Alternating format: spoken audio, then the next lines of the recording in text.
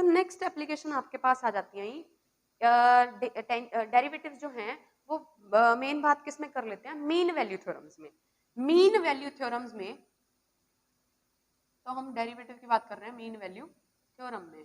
Mean value theorem में सबसे पहले आपके पास आती है रोल्स थ्योरम। रोल्स थ्योरम कब एप्लीकेबल होती है, पहले 3 स्टेटमेंट होनी चाहिए, ये ट्रू होंगी तो ही रोल्स थ्योरम एप्लीकेबल होगी। रोल्स थ्योरम कहती क्या है कि आपके पास एक फंक्शन है जो डिफाइंड है क्लोज्ड इंटरवल ए बी से लेके रियल तक, एक रियल वैल्यूड फंक्शन है defined on closed interval A B.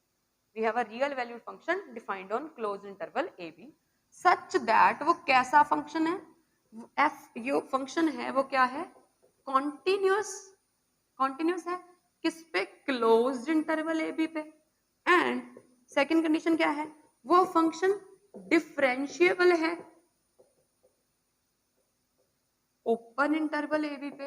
And third condition, and points पे वैल्यू सेम आती है, सेम आ रही है, ठीक है। ये 3 कंडीशन सेटिस्फाई होंगी तो ही रोल्स थ्योरम एप्लीकेबल होगी। कंडीशन क्या है कि फंक्शन कॉन्टिन्यूस होना चाहिए क्लोज्ड इंटरवल पे, फंक्शन डिफरेंशिएबल होना चाहिए ओपन इंटरवल ए बी पे, और एंड पॉइंट्स पे जो है वैल्यू सेम आनी चाहिए, ठीक है। तो अगर इसको ज्योमेट्रिकली देखें हम, तो ये कुछ इस तरह से बन रहा है कि मान लीजिए आपके पास ये पॉइंट है ए, ये पॉइंट है बी, ठीक है। तो आपके पास कर्व या ठीक है, आपके पास क्या है कि जितनी फंक्शन की वैल्यू है कुछ इस तरह से, एंड पॉइंट पे जो है वैल्यू सेम है दोनों की, ए और बी की वैल्यू एंड पॉइंट पे सेम है, ये जितनी ए की वैल्यू उतनी ही बी की वैल्यू। ये थर्ड कंडीशन कह रही है, ठीक है। कॉन्टिन्यूस है तो ग्राफ कहीं टूटना नहीं चाहिए, डिफरेंशिएबल है तो कंप्लीटली स्मूथ होना चाहिए। तो अगर ये 3 कंडीशन सेटिस्फाई हो तो रोल्स थ्योरम क्या कहती है कि आपके पास कम से कम एक ऐसा पॉइंट मिल जाएगा किनके बीच में, ए और बी के बीच में कम से कम एक ऐसा पॉइंट मिल जाएगा जिसपे जो टेंजेंट है वो पैरेलल टू एक्स एक्सिस हो जाएगा। Tangent parallel to X axis मतलब उसका डेरिवेटिव क्या हो जाएगा, 0। देन रोल्स थ्योरम से that there exist at least 1 C, कहां से, ओपन इंटरवल ए बी में से, such that F dash C is equal to 0। आपको कम से कम एक ऐसा पॉइंट मिल जाएगा जहां पे उसके डेरिवेटिव की वैल्यू क्या हो जाएगी, 0। यहाँ पे देखो कितने सारे पॉइंट मिल गए, एक ये वाला पॉइंट मिल गया, एक ये वाला पॉइंट मिल गया, एक ये वाला पॉइंट, एक ये वाला पॉइंट। तो एटलीस्ट 1 वाली बात कर रहे हैं हम, एक से ज्यादा भी मिल सकते हैं, मतलब एक तो पक्का ही मिलेगा, एक से ज्यादा भी मिल सकते हैं, ठीक है, ओके। अब लेग्रांज थ्योरम को रोल्स थ्योरम को हम और कैसे देख सकते हैं कि मान लीजिए आपके पास फंक्शन का ग्राफ कुछ इस तरह से, ठीक है, फंक्शन का ग्राफ आपके पास कुछ इस तरह से है, या कोई भी ग्राफ है आपका फंक्शन का ग्राफ इस तरह से है, तो हम कह देंगे कि जहां जहां पे भी फंक्शन की 2 values equal I such that वो फंक्शन कॉन्टिन्यूस और डिफरेंशिएबल है, तो जहां पे भी फंक्शन की 2 वैल्यूज इक्वल आ रही हैं जो मर्जी पॉइंट पे, उनके बीच में उसके डेरिवेटिव कहीं ना कहीं तो पक्का 0 हो ही रहा होगा, ठीक है। दैट मीन्स हम कह सकते हैं उसके डेरिवेटिव का पक्का रूट मिलेगा, ठीक है। जहां पे भी फंक्शंस की दो पॉइंट्स पे जो भी वैल्यू सेम आई फंक्शन की, उनके बीच में डेरिवेटिव का रूट पक्का मिल जाएगा। देखो हम ये ए और बी ना कंसीडर करके अगर फंक्शन के रूट्स कंसीडर करें, मतलब जहां पे फंक्शन की वैल्यू 0 आ रही है, तो जहां जहां पे फंक्शन की वैल्यू 0 आ रही है उनके बीच में ग्राफ कॉन्टिन्यूस डिफरेंशिएबल है, तो आपके पास उनके बीच में एटलीस्ट एक रूट एफ डैश का मिलेगा ही मिलेगा। और ये नीचे अलजेब्रिक इंटरप्रिटेशन में आपके लिए ये लाइन लिखी हुई है, between two zeros a and b of f of x there exists at least 1 0, एक तो पक्का मिलेगी किसकी, उसके डेरिवेटिव की। फंक्शन की 2 जीरोस के बीच में उसके डेरिवेटिव की एक 0 तो पक्का मिलेगी ही मिलेगी, ठीक है, ओके जी। नेक्स्ट आ जाती है आपके पास Lagrange mean value theorem, Lagrange's mean value theorem.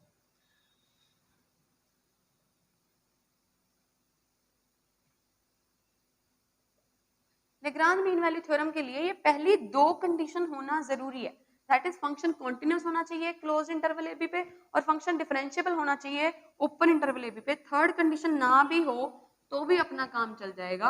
और ये कहती क्या है लेग्रांज थ्योरम,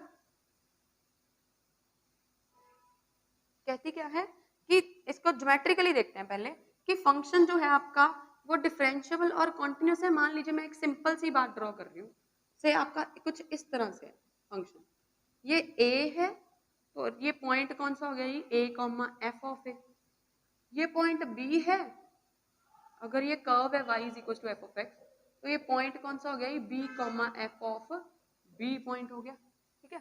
तो ये कर्व क्या कहती है कि इनके क्या अगर फंक्शन डिफरेंशियल हो तो इनके बीच में एक पॉइंट पक्का आपको ऐसा मिल जाएगा जिसपे जब आप टेंजेंट ड्रॉ करोगे तो वो किसके पैरेलल आएगा, इस लाइन के पैरेलल आएगा, इन दोनों पॉइंट्स को ज्वाइन करने वाली लाइन के पैरेलल आएगा, जो टेंजेंट की टेंजेंट होगा, किसी कोई ना कोई एक पॉइंट ऐसा मिल ही जाएगा। दैट मीन्स अगर हम ये देखें कि इस लाइन की अगर पैरेलल आना है मतलब दोनों की स्लोप जो है वो सेम आएगी।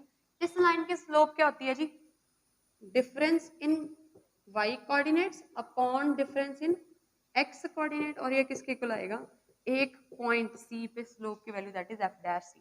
तो हम थ्योरम क्या कहती है कि there exist at least one c किसमें से a और b के बीच में such that f dash c is equal to f of b minus f of f of a upon b minus a।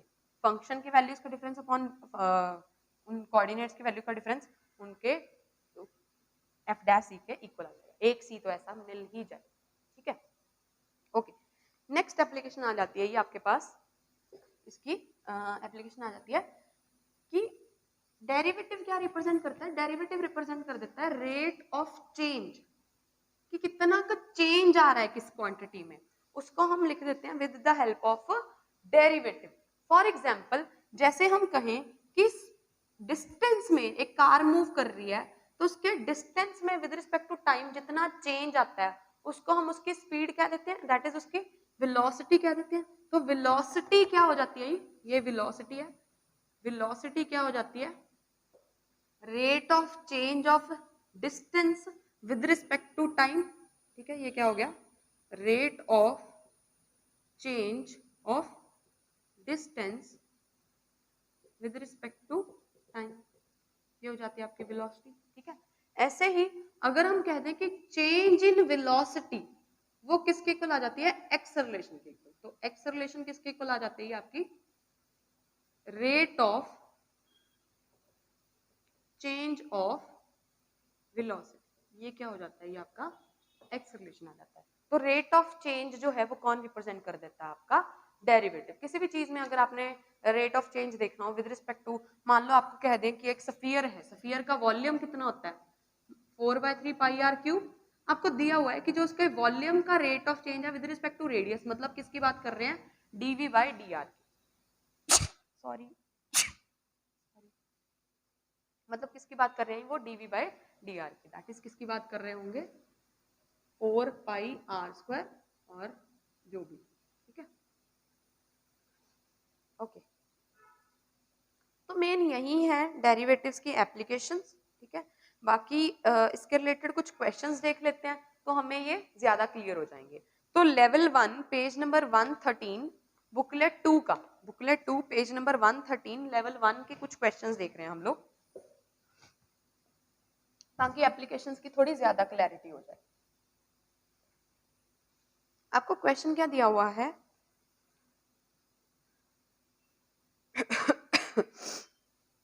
कि नॉर्मल जो है वो, क्वेश्चन नंबर सेकंड देख रहे हैं, लेवल 2 का क्वेश्चन, लेवल 1 का क्वेश्चन नंबर सेकंड। आपको दिया हुआ है कि नॉर्मल जो है उसका एंगल 135 है, तो D Y by D X पूछा है। देखो नॉर्मल का एंगल अगर 135 है तो टेंजेंट और नॉर्मल में डिफरेंस कितने का होता है, 90 डिग्री का, तो दैट मीन्स टेंजेंट का एंगल कितना हो गया 45, तो इंक्लिनेशन कितना हो गया, मतलब D Y by D X की वैल्यू कितनी होगी, tan 45 दैट इज 1, तो आंसर आ जाएगा ये आपका फर्स्ट ऑप्शन, ठीक है। फिर सिक्स्थ क्वेश्चन में आपको क्या बोला है, equation of tangent to the curve this at a point where it meets Y axis, ठीक है।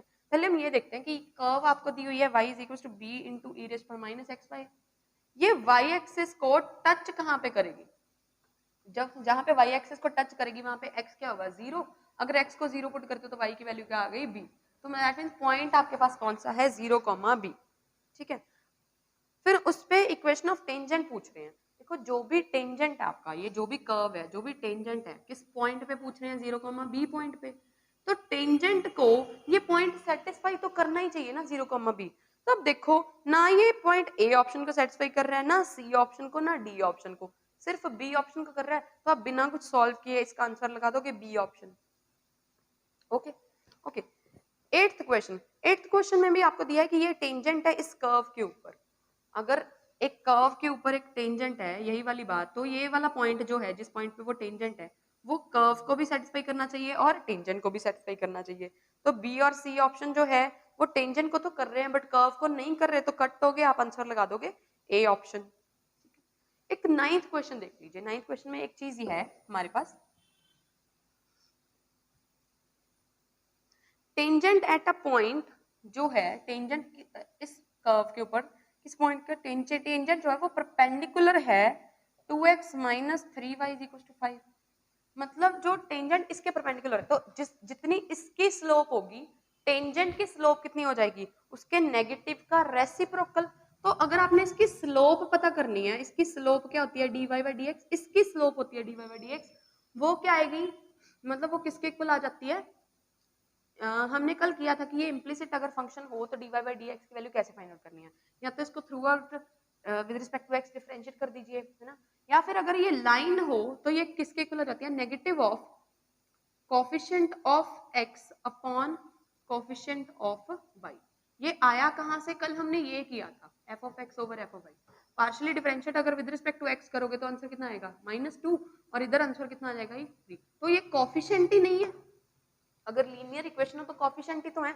हम डायरेक्टली याद कर लेंगे कि अगर आपको लाइन दी हुई है तो उसकी स्लोप क्या हो जाती है, negative of coefficient of x upon coefficient of y। तो इस लाइन की स्लोप कितनी होगी, minus coefficient of x 2 over coefficient of y -3, तो 2/3 होगी। तो टेंजेंट जो इसके परपेंडिकुलर है उसकी स्लोप कितनी होगी, -3/2। तो आंसर आ जाएगा ये आपका -3/2। टेंथ क्वेश्चन में आपको बोला हुआ है कि किस पॉइंट पे टेंजेंट जो है वो परपेंडिकुलर टू एक्स एक्सिस होगा। अगर tangent perpendicular to X axis है तो उसकी dy बाई डी एक्स की वैल्यू इन्फिनिटी आई, तो dx बाई dy की वैल्यू कितनी आनी चाहिए, 0। तो आप चेक कर लो कि जो इक्वेशन गिवन है उसकी dy बाई डी एक्स की वैल्यू कितनी आती है, वो सॉल्व करके कुछ इस तरह से आ जाएगा। तो ये 0 कब होगा, जब x की वैल्यू 0 होगी और y कुछ नॉन 0 होगा, तो आपका ऑप्शन आ जाएगा ये डी ऑप्शन। ठीक है, ओके। ऐसे ही आप ये वाले क्वेश्चंस प्लीज ट्राई कर लीजिएगा। फिर आ जाता है आपको 22 में भी आप जो ऑप्शंस दी हुई हैं उनके पॉइंट ही पुट करके देख लीजिएगा, आपको पता चल जाएगा कि कौन सा पॉइंट जो है वो दोनों को सेटिस्फाई कर रहा है, वही आपका क्या हो जाएगा, आंसर हो जाएगा। ठीक है,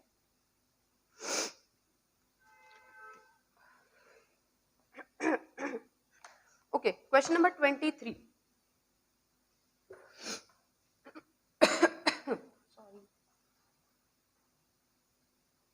क्वेश्चन नंबर 23 क्या कहता है कि टेंजेंट किस पॉइंट का, किस कर्व का, f of x is equal to X square का किसी भी पॉइंट, किस पॉइंट पे, किसी पॉइंट, मान लो ये f of x is equal to X square कुछ इस तरह से है। तो हमें क्या कह रहे हैं कि tangent at any point c, f of c is parallel to, किसी पॉइंट पे जो टेंजेंट है वो a और b को ज्वाइन करने वाली लाइन के पैरेलल है। a, f ऑफ a और b, f of b line को ज्वाइन करने वाली लाइन के पैरेलल है। तो यहाँ से आप लेग्रांज थ्योरम का यूज अगर करो तो आपके पास क्या आ जाएगा कि f dash c is equal to f of b minus f of a over b minus a के इक्वल। f ऑफ b मतलब फंक्शन में b पुट कर दो, that is b square minus a square over b minus a, और function का derivative कितना हो गया 2x, c पे कितना हो गया ये 2c। तो यहाँ से क्या बना 2c is equal to a square minus b square minus a square का फॉर्मूला लग जाएगा b minus a into b plus से ये कैंसिल होके क्या बन गया 2c is equal to b plus a। ये किसकी कंडीशन होती है, AP की, तो हेंस आंसर क्या आ गया, ये किस में होंगे, AP में होंगे। ठीक है, तो आप प्लीज लेंथ ऑफ इंटरसेप्ट वगैरह ट्राई कर लीजिएगा। ओके, अब डिस्कस करते हैं पेज नंबर 117 पे क्वेश्चन नंबर 64।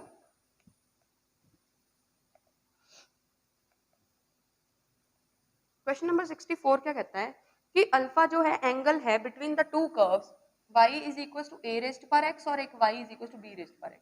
इन दोनों के बीच में एंगल है और आपको पूछा है कि tan अल्फा की वैल्यू कितनी होगी। हमें पता है कि अगर अल्फा एंगल होता है तो ये किसके इक्वल होता है, m1 minus m2 over 1 plus m1 into m2 का मॉडुलस ले लेते होते हैं हम, है ना। इसकी स्लोप कितनी आएगी, dy by dx that is a rest power x into log a। इसकी स्लोप कितनी आएगी, b rest power x into log b। लेकिन इनके इंटरसेक्टिंग पॉइंट पे निकालनी है, तो ये दोनों कर्व्स कहाँ पे इंटरसेक्ट करेंगे, वहीं पे जहाँ पे a रेस्ट पर x इक्वल टू b। तब जब y की वैल्यू है तो y को सेम रख लेते हैं, यहाँ से x की वैल्यू क्या आई, सिर्फ जीरो ही पॉसिबल अगर a और b डिस्टिंक्ट हुए, दैट मीन्स x की वैल्यू क्या आ गई, जीरो। अगर x की वैल्यू जीरो है तो y की वैल्यू कितनी आ गई, एक तरह से 1। तो ये पॉइंट हो गया जिस पॉइंट की बात कर रहे हैं वो 0,1। बेसिकली x को आपने जीरो पुट करना है, तो इस पॉइंट पे जीरो, इस पॉइंट पे स्लोप कितनी हो गई, log a, और इस पॉइंट पे स्लोप कितनी होगी जी, log b। तो ये किसके इक्वल आ गया, log a minus log b over 1 plus log a into log b के। ठीक है, 65 में आपको कंडीशन दिया हुआ है कि ये दोनों कर्व्स ऑर्थोगोनली कट करें, तो पहले में से dy बाई dx की वैल्यू निकाल लो, दूसरे में से dy बाई dx की वैल्यू निकाल लो, दोनों की प्रोडक्ट को -1 के को रख लो, वहां से आपके पास कंडीशन आ जाएगी। ठीक है, ओके। फिर आ जाओ ये रोल्स थ्योरम के एप्लीकेबल पे। देखो 87 आपको क्वेश्चन दिया हुआ है, 87 क्वेश्चन 118 पेज पे, पॉलिनोमियल दी हुई है और उसके दो डिफरेंट रूट्स कितने दिए हुए हैं, अल्फा और बीटा, मतलब अल्फा पे भी इसकी वैल्यू जीरो आ रही है, बीटा पे भी जीरो आ रही है। पॉलिनोमियल है तो कॉन्टिन्यूस भी है और डिफरेंशिएबल भी है, तो उसके जो फंक्शन दिया हुआ है वो उसका डेरिवेटिव नहीं है। हमने क्या किया है कि अगर किसी भी फंक्शन के दो रूट्स मिलते हैं तो उनके बीच में उसके डेरिवेटिव का कम से कम एक रूट तो मिलता ही मिलता है, तो इसका आंसर क्या आ जाएगा, एटलीस्ट 1 रूट आ जाएगा। ठीक है, ओके। क्वेश्चन नंबर 89 देखिए, रोल्स थ्योरम में से ही क्वेश्चन नंबर 89 क्या दिया हुआ है आपके पास, a प्लस बी प्लस सी की वैल्यू आपको जीरो दी हुई है और बोला हुआ है कि ये वाली इक्वेशन है, ठीक है, और इस इंटरवल में पूछ रहे हैं कि इसकी कितनी जीरोज होंगी। देखो मतलब इस इंटरवल में इस फंक्शन के बारे में पूछ रहे हैं। रोल्स थ्योरम क्या कहती है कि अगर फंक्शन के बारे में पता हो तो हम उसके डेरिवेटिव की जीरोस के बारे में बता सकते हैं। तो आपको मान लो आपको इसकी जीरोस के बारे में पूछा है तो हमें इन्वेस्टिगेट इसके बारे में करना पड़ेगा। तो अगर ये किसी फंक्शन का डेरिवेटिव है तो वहां से हम फंक्शन कैसे निकाल लेते हैं, इसको इंटीग्रेट करके निकाल लेते हैं। तो इसकी इंटीग्रेशन करके फंक्शन क्या आया जी, A X cube plus B X square plus C X plus D आ गया। ठीक है, पॉइंट कौन सा है, एक तो जीरो, जीरो पुट करने पे फंक्शन की वैल्यू कितनी आई डी, और 1 पुट करने पे वैल्यू कितनी आई, A plus B plus C plus D. वो कितना दिया हुआ है, A plus B plus C zero दिया हुआ है, तो इसकी वैल्यू भी कितनी आ गई, जीरो। इसमें जीरो और 1 पे ये वैल्यू भी बराबर है और फंक्शन पॉलिनोमियल होने के कारण कॉन्टिन्यूस भी है, डिफरेंशिएबल भी है। तो रोल्स थ्योरम के अकॉर्डिंग अगर इस फंक्शन की दो जीरोज मिल रही हैं आपको, मतलब नॉट दो जीरोज, अगर पॉइंट मिल रहे हैं जिन पे वैल्यू बराबर है तो उनके बीच में कम से कम एक जीरो तो इसकी होगी कम से कम एक, तो दैट मीन्स एटलीस्ट 1। ठीक है, क्वेश्चन नंबर 91 बिल्कुल ऐसा सा ही है, एक बार ट्राई कीजिएगा, अगर नहीं होता फिर डिस्कस कीजिएगा। ठीक है, 91 क्वेश्चन में बस थोड़ा सा एक टेक्निकलिटी की थोड़ा सा ध्यान रखना पड़ेगा आपको। ओके, 96 क्वेश्चन देखिए, वो लेग्रांज थ्योरम पे बेस्ड आ गया। फिर 96 क्वेश्चन में आपको बोला क्या हुआ है कि f dash c is equals to g dash c।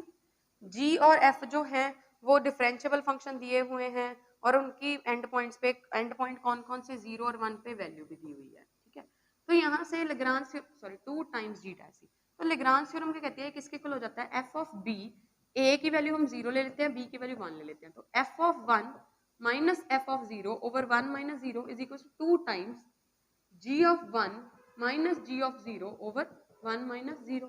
f of 1 भी पता है, f of 0 भी पता है, f of 0 कितना है 2, f of 1 कितना है आपके पास 6, g of 0 कितना है आपके पास 0। तो यहाँ से g of 1 की वैल्यू आ जाएगी आपके पास सॉल्व करके। ठीक है, 4/2 2 आ जाएगी। ओके, 97 क्वेश्चन पे आ जाओगी। 97 क्वेश्चन रेट ऑफ चेंज के ऊपर बेस्ड आ। चलो पहले 99 क्वेश्चन करते हैं। 99 क्वेश्चन में क्या बोला हुआ है आपको, a stone is dropped into, एक इजी क्वेश्चन करते हैं, पहले 98 करते हैं। फिर करते हैं 99 और 97, ठीक है। 98 क्वेश्चन क्या कहता है, the rate of change of area of circular disc with respect to its circumference. जब रेडियस कितना है 3, अगर सर्कुलर डिस्क है तो उसका एरिया कितना होता है पाई आर स्क्वायर, और सर्कमफ्रेंस कितना होता है जी 2 पाई आर। हमें क्या बोला हुआ है कि इसका rate of change with respect to this ना, तो इसका रेट ऑफ चेंज मतलब ऊपर इसका डेरिवेटिव करना है with respect to R, upon नीचे इसका डेरिवेटिव करना है आपने विद रिस्पेक्ट टू आर, बाद में आर की वैल्यू क्या पुट कर देंगे 3। इसका कितना आया जी 2 पाई आर, इसका कितना आया आंसर 2 पाई, ये कैंसिल हो गया, आर की वैल्यू 3 पुट करने पे आंसर कितना आ गया 3। Okay easy. ओके अब आ जाओ 99 क्वेश्चन पे। आपको बोला क्या हुआ है कि एक स्टोन को ड्रॉप किया हमने लेक में, क्वाइट लेक में, मतलब पहले उसमें कोई रिपल्स वगैरह नहीं थे, बट उसमें हमने एक स्टोन को ड्रॉप कर दिया। वेव्स जो है वो सर्कल के शेप में मूव करने लगी, उनकी स्पीड कितनी है 3.5 सेंटीमीटर पर सेकेंड।